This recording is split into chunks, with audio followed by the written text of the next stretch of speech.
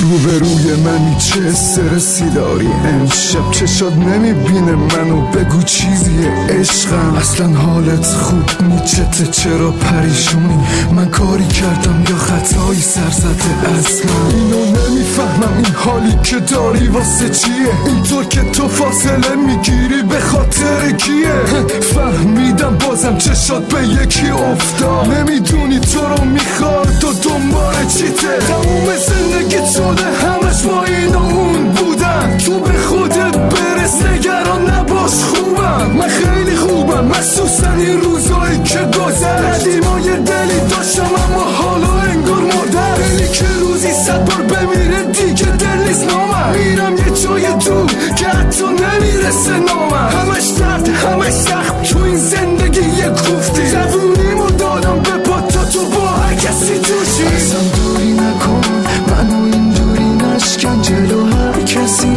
نگیر فاصله از من اگه من چه مدلیم که کسر شهنه دیگه خسته شدم از این کارا دلم شکسته ازم دوری نکن منو اینجوری نشکن جلو هر کسی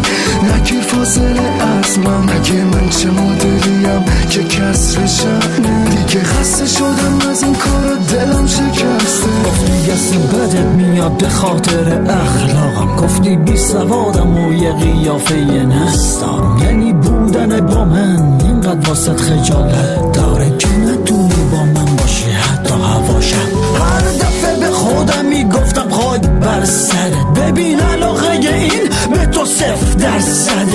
رابطه رو خط کن و اینقدر بهش کش نده فکر کنم اینجوری واسه هر دو بهتره ما که تجربه داریم آخه توی تنهایی آره خیلی وقته به خودمون تنهایی ما که تنهایی رو خوب تجربه کردیم سکوتو با گریه هامون ترجمه کرد نمیدونم چرا اینقدر به تو چسبیدم که خودم هم دارم به خودم من فاز غم میدم دیگه دارم رد میدم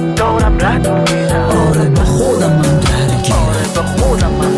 اصلا دوری نکن منو اینجوری نشکن جلو هر کسی نگیر فاصله از من اگه من چه مدلی